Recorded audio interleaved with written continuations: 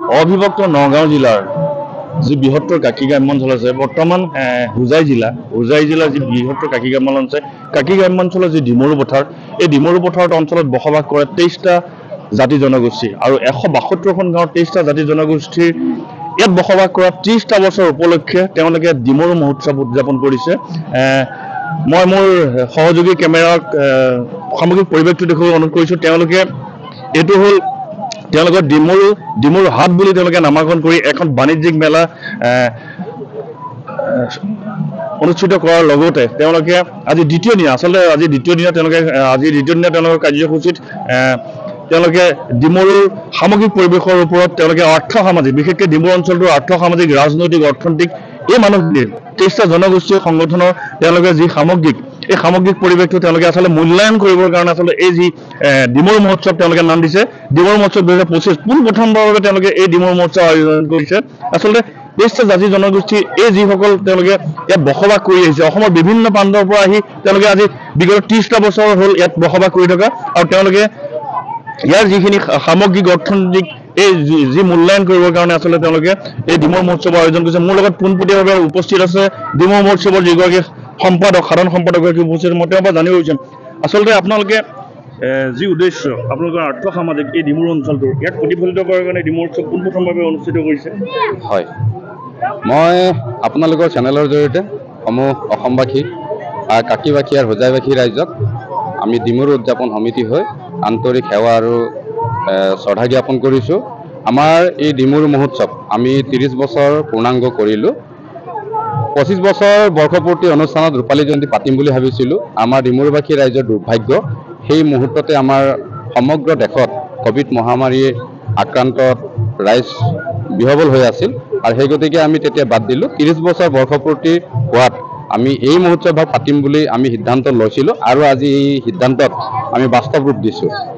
এতিয়া চাওক ডিমৰু আমি 23টা জনগোষ্ঠীৰে পৰিপূৰ্ণ এটা ডিমৰু পথাৰ আৰু এই ডিমৰু পথাৰটোক আমাৰ অসমৰ ৰাইজে মিনি নৰ্থ ইষ্ট বুলি কয় আৰু সেই গতিকে আমি 23টা জনগোষ্ঠী সমন্বয় সম্প্ৰীতি আৰু একতাৰে আমি একতাৰ বাটেৰে আমি আগুৱাই যোৱাৰ প্ৰয়াস কৰিছোঁ। আৰু আমাৰ ডিমৰু পথাৰত আজি 30 বছৰে আজি আমাৰ দ্বিতীয় কাৰ্যসূচী। যোৱাকালি আমাৰ প্ৰথম কাৰ্যসূচী আছিলে।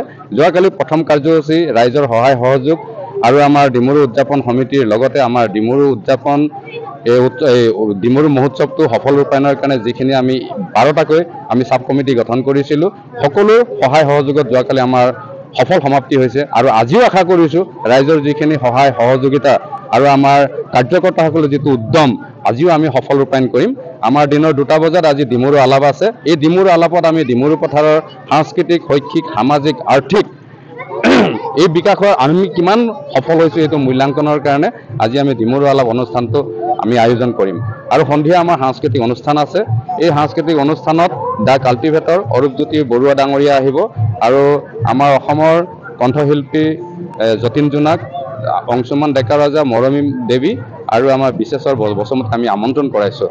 আৰু সেই গতিকে আজি এই অনুষ্ঠানটোত আপোনালোকৰ চেনেলৰ জৰিয়তে সমূহ কাকিবাসী আৰু হোজাইবাসী ৰাইজক দলে বলে যোগদান কৰি আজি কাৰ্যসূচী সফল ৰূপায়ণ কৰিবৰ কাৰণে মই কৰজোৰে সকলোকে নমস্কাৰ আৰু আমন্ত্ৰণ জনালোঁ। আপোনালোকৰ জাতি জনগোষ্ঠীৰ যিটো কৃষ্টি সংস্কৃতি এই কৃষ্টি সংস্কৃতি আপোনালোকে যিখন ডিমৰু হাট বুলি দিছে ইয়াত কি প্ৰদৰ্শন হৈছে আপোনালোকে দেখিছে স্বয়ং আমাৰ 23টা জনগোষ্ঠীৰ যিখিনি আমাৰ জাতীয় সাজপাৰ পৰম্পৰা খাদ্য সম্ভাৰ গোটেইখিনি দেখুৱাইছে। যিখিনি আছে আপোনালোকে স্বয়ং দেখিলে গম পাব। আচলতে আপুনি যে ক'লে ক্ষুদ্ৰ এখন নৰ্থ ইষ্ট বুলি আচলতে ইয়াত এই যিখিনি আপোনালোকৰ যি 23টা জাতি জনগোষ্ঠী বাস কৰে তেওঁলোকৰ সমস্যাটো যথেষ্ট আছে।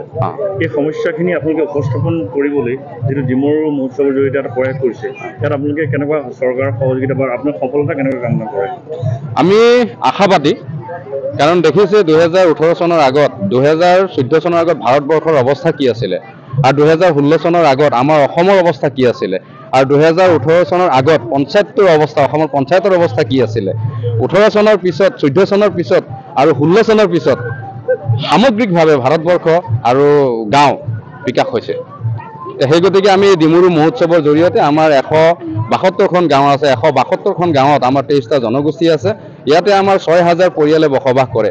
ইয়াৰ ভিতৰত আমি ফৰেষ্ট ৰাইট এক্টৰ অধীনত আমি 1672টা পৰিয়ালে আমি ভূমিৰ পট্টা পালোঁ আৰু আমাৰ 2047 ঘৰৰ পৰিয়াল বৰ্তমান যিখিনি আমাৰ খিলঞ্জীয়া ভূমিপট্টা SC OBC এইখিনি আমাৰ জিঅ' টেকিং চলি আছে আৰু যিখিনি হোৱা নাই সেইখিনি আমি অসম চৰকাৰক আমি অনুৰোধ আৰু আবেদন জনাম আৰু কেন্দ্ৰীয় চৰকাৰ মাননীয় প্ৰধানমন্ত্ৰী নৰেন্দ্ৰ মোদী ডাঙৰীয়াকো আপোনালোকৰ চেনেলৰ জৰিয়তে আমি অনুৰোধ আৰু আহ্বান জনাম যেহেতু হিন্দুত্ববাদেৰে আমি আগুৱাই গ'লেহে আমাৰ ভাৰতবৰ্ষখন বিশ্বগুৰু আসন আমি অধিষ্ঠিত হ'ব পাৰিম আৰু সেই গতিকে আমাৰ এই অঞ্চলটোত হিন্দু সমাজৰে পৰিপূৰ্ণ এই গতিকে হিন্দু সমাজখনক ভাৰতীয় জনতা পাৰ্টীৰ চৰকাৰৰ মাননীয় প্ৰধানমন্ত্ৰী নৰেন্দ্ৰ মোদী ডাঙৰীয়া আৰু আমাৰ দেশৰ মাননীয় ৰাষ্ট্ৰপতি দ্ৰৌপদী মুৰ্মু ডাঙৰীয়া এইখিনি সফল ৰূপায়ণ কৰিব বুলি আমি আশাবাদী এটা কথা ক'ব লাগিব যে যি 23টা জাতি জনগোষ্ঠী এই যি ডিমৰু মহোৎসৱ আচলতে এটা সম্প্ৰীতিৰ নিদৰ্শন দাঙি ধৰিছে আৰু তেওঁলোকৰ সমস্যা যথেষ্ট আছে আচলতে বিশেষকৈ যি 23টা জাতি জনগোষ্ঠী আছে গোটেইখিনি খিলঞ্জীয়া কিন্তু তেওঁলোকৰ প্ৰত্যেকগৰাকী আচলতে ভূমিপট্টা পোৱা নাই কিন্তু